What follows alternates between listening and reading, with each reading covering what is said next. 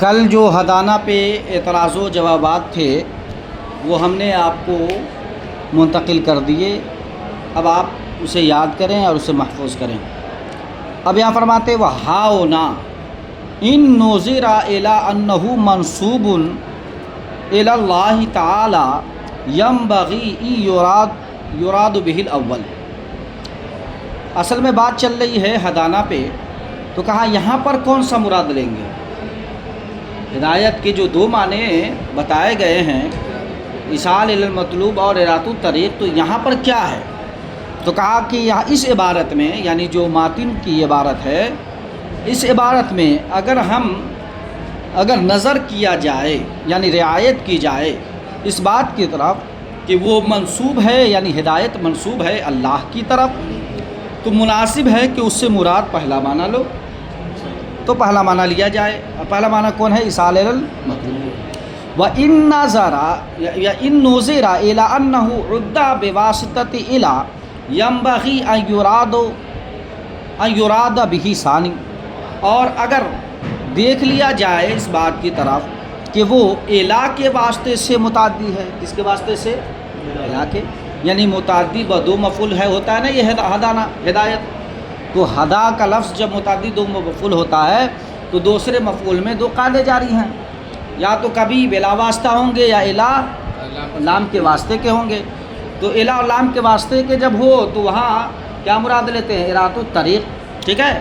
تو کہا کہ اگر نظر کیا جائے اس بات کی طرف کہ وہ الا کے واسطے سے متعدی ہے، تو مناسب ہے کہ دوسرا والا معنی مراد لیا جائے، یعنی اراۃ الطریق کا۔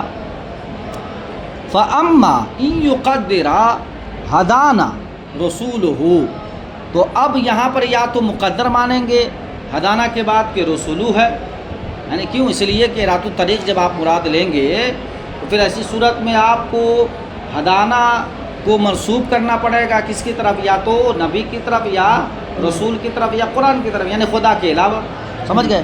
تو وہاں ماننا پڑے گا کہ رسولہ یہ کیا ہے؟ مقدر ہے۔ تو اب کیا ترجمہ ہوگا؟ کہا تمام تعریفیں اللہ کے لیے ہے جس نے ہمیں ہدایت کے لیے رسولوں کو بھیجا، یہی ترجمہ ہوگا، ٹھیک ہے۔ وَيُقَالُ أَوْ يُقَالُ كَلِمَةٌ إِلَىٰ مُزِيدَةٌ لِتَأْكِيدِ وَالتَّقْوِيَةِ، یا یہ بھی کہا گیا ہے کہ کلمہ الہ جو آپ بتا رہے ہیں کہ الہ کے ذریعے سے کیا ہے؟ متعدی ہے، تو کہا کلمہ الہ کو آپ زائد مان لیں۔ کیا مان لیں؟ زائد مان لیں۔ تو کہا زیادہ کیوں مانیں گے بھائی؟ زائد کیوں مانیں گے؟ تو کہا زائد تاکید کے لیے بھی کبھی آتا ہے، مضبوطی کے لیے بھی آتی ہے، ٹھیک ہے نا۔ تو کہا کلمہ الہ کو آپ زائد مان لیں جو تاکید اور تقویت کے لیے ہے۔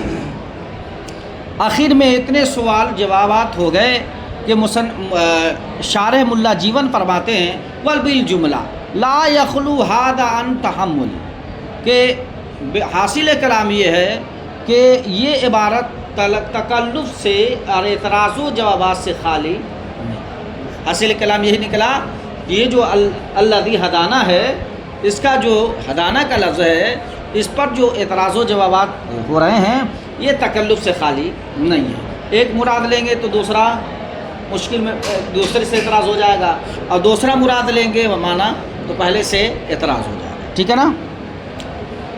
اب ہم جلدی سے کرتے ہیں ترجمہ، ٹھیک ہے۔